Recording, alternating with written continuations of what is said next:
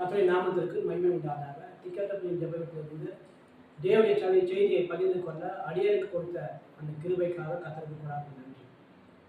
இன்றைய தேவ செய்தி என்னவென்றால், கர்த்தருக்கு பயப்படுவதனால் ஏற்படுகிற நன்மைகளை குறித்து தான் நம்ம பேச போகிறோம். பழைய ஏற்பாடு எதை குறித்து பேசுகிறது, புதிய ஏற்பாடு எதை குறித்து பேசுகிறது என்பது தான் நம்ம பார்க்க போகிறோம்.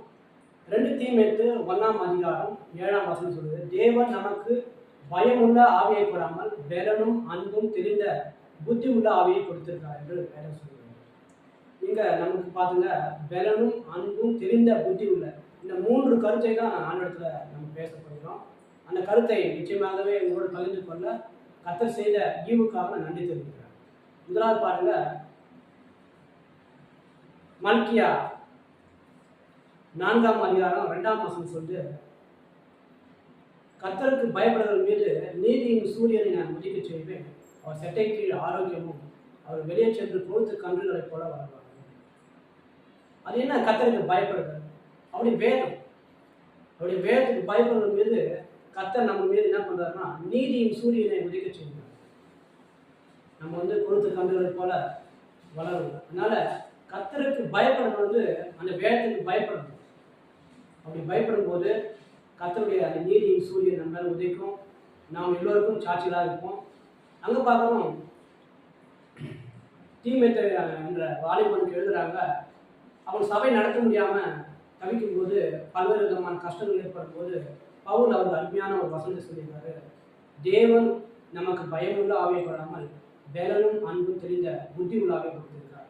பரிசுத்த ஆவி இடத்தில் வரும்போது நீங்கள் என்ன பண்ணலாம், பலனடைவீங்க. எல்லா காரியத்தையுமே நன்மையாக செய்வதற்கு பரிசுத்த ஆவியின் உதவி நமக்கு தேவை. சரி, அப்படி பலன்னா எந்த இடத்துல பலன் குறித்து வேதம் சொல்லுதுன்னு பார்த்தா, அப்போஸ்தலர் 1ஆம் அதிகாரம் 8ஆம் வசனம் சொல்லுது, பரிசுத்த ஆவி உங்களிடத்தில் வரும்போது நீங்கள் பலனடைந்து எருசலேமிலும் யூதாவிலும் சமரியாவிலும் பூமியின் கடைசி பரியந்தமும் எனக்கு சாட்சிகளாக. ஃபர்ஸ்ட் நம்ம பார்க்கணும், பலனை குறித்து பார்க்கணும்.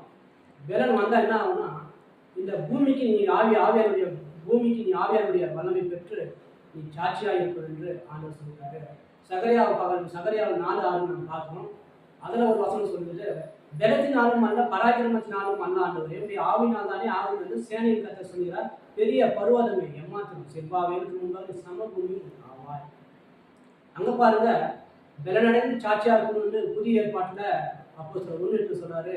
சகரியாவில் சொல்றாரு, நம்முடைய பலன் அல்ல, நம்முடைய படிப்பு அல்ல, நம்முடைய விசேஷத்த எந்த ஒரு காரியமும் நம்மகிட்ட இல்லைங்க. கடவுள் கொடுக்குற அந்த வல்லமை உள்ள ஆவிதான் நம்ம பலப்படுத்துது. இந்த முதல் வார்த்தை நம்ம பார்த்தீங்கன்னா. 2வது அன்பு குறித்து நான் சொல்ல தேவையில்லை, அநேகம் உங்களுக்கு தெரியும். 1 கொரிந்தியர் 13ஆம் அதிகாரம் 4ஆம் வசனம் மிக தெளிவாக சொல்கிறது, அன்பு சலத்தின் தாங்க, சலத்தின் விசுவாசம், சலத்தின் நம்பு, சலத்தின் சகிக்கும். அன்பு ஒரு காலம் ஒழியாது. திருக்கு தரிசனமானாலும் ஒழிந்து போகும், அந்நிய பாஷையானாலும் ஒழிந்து போகும், அறிவானாலும் ஒழிந்து போகும். நம்முடைய அறிவு குறைவு உள்ளது, நம் திருக்கு தரிசனம் சொல்லுதலும் குறைவு உள்ளது.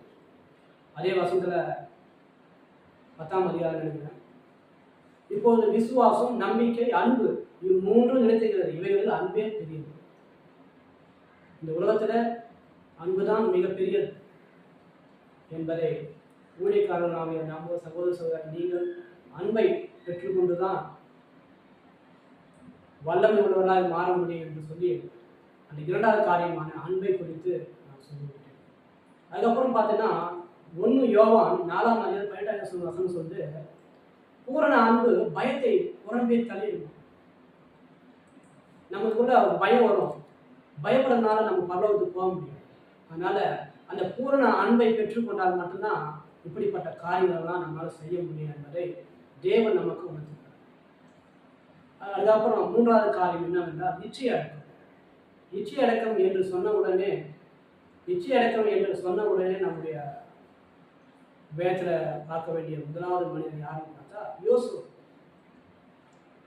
யோசேப்பு வசனத்துல 41ஆம் அதிகாரம் 38, 39, 40 வசனம் சொல்லப்படுறது. பார்வன் அறிஞர் சொல்றாரு, உன்னிடத்தில் தேவ ஆவி இல்லைன்னா இப்படிப்பட்ட விசேஷமான காரியங்கள் உன்னால் செய்ய முடியாதுன்னு சொல்லி அவன் சாட்சி இருக்கு. ஏன்னா ராஜாவுடைய மனைவியை அவங்க விபச்சாரம் செய்ய அழைக்கும் போது அதை வேண்டாம் என்று புறணும் தள்ளிக்கிறான். அதுதான் நிச்சயம். அந்த தேவன் மனிதனுக்கு அந்த யோசப்பு கொடுத்தா இருப்பாங்க, அந்த தேவனுடைய அந்த பிள்ளை கொடுக்கப்பட்ட அதுதான் இச்சை அடக்கம். அந்த இச்சை அடக்கம்னா என்ன நிறைய பேர் கேட்கறாங்க. இச்சை அடக்கம்னா இதுதான். விபச்சாரத்துக்காக விலகி ஓடினா இருப்பார் யோசப்பு. இதுதான் இச்சை அடக்கம். இன்னொரு மனுஷன் இச்சை அடக்கத்தினால விழுந்து போனான். அது யாருன்னா சிம்சோன். பெலிஸ்தருடைய ஸ்திரியை போய் அவன் தொட்டு அவனுடைய எல்லா விதமான காரியங்களையும் அவனுடைய வார்த்தையினால முடியினால எல்லாம் இழந்ததுதான் நம்ம பார்க்கிறோம். ஆனா அவன் முடி இழந்தனால அவன் முடிவு போயிடுச்சு. ஆனா தேவன் நமக்கு சொல்றாரு, நீதிமொழிகள் 23:18 நிச்சயமாகவே முடிவு உண்டு, உன் நம்பிக்கை வீண் போகாது. அதனால சிம்சோனுடைய அந்த காரியமானா முடிவு இல்லாமல் போய்க்கலாம். உனக்கும் எனக்கும் சொல்கிறார் தேவன், சகோதர சகோதரியே, உனக்கும் எனக்கும் தேவன் சொல்கிறது என்னவென்றால், நிச்சயமாகவே முடிவு, உன் நம்பிக்கை வீண் போகாது. அதனால அதுதான் தெரிந்த புத்தி. இன்னொரு இடத்துல கலாத்தியர் 22-23 சொல்றது, அந்த ஆவின் கனிகளோ அன்பு, சந்தோஷம், சமாதானம், நீடிய பொறுமை, தயவு, நற்குணம், விசுவாசம், சாந்தம், இச்சை அடக்கம். இப்படிப்பட்டவர்களுக்கு விரோதமான பிரமாணம் உண்டு. இதுதாங்க இச்சை அடக்கம். இந்த இச்சை அடக்கம் நம்ம எப்படின்னா அடக்க முடியும்னா, இந்த ஆவின் கனியை 9 ஆவின் கனியை நாம் பெற்றோமானால் இச்சை அடக்கத்திலிருந்து நம்மளால விடுதலை ஆகி அந்த கத்த சொன்ன அந்த 3 காரியம், அந்த பலனும் அன்பும் தெரிந்த புத்தி உள்ள ஆவி குறித்து சொல்லப்பட்ட இந்த வார்த்தையுடைய உண்மையான கருப்பொருள் இதுதான். அதனால இன்னைக்கு நம்மளால ஊழியம் நடத்த முடியல, நம்மளால ஆண்டுடைய வார்த்தை சொல்ல முடியல என்று சொன்னால், தேவன் நமக்கு பயமுள்ள ஆவியை கொடாமல் பலனும் அன்பும் தெரிந்த புத்தி உள்ள ஆவி கொடுத்துக்கிறார். இந்த வசனத்தை யாரெல்லாம் மேற்கொள்கிறார்களோ அவர் சிறப்பாக ஊழியம் செய்கிறார்கள். தேவன் அவரோடு பேசுவார். அந்த தீமைத்து எப்படி வாலிபன் தன்னுடைய சபையை நடத்த முடியாமல் பயந்து ஆண்டுடைய வார்த்தைக்கு பயந்தானோ, சொல்ல முடியாமல் தவிச்சானோ, அப்போது இந்த வசனத்தை பவுல் கொடுத்தார். அந்த வசனத்தை கேட்டு அவர் உண்மையாய் தேவனுடைய சபையை நடத்தினார் என்று வேலை சொல்கிறார்.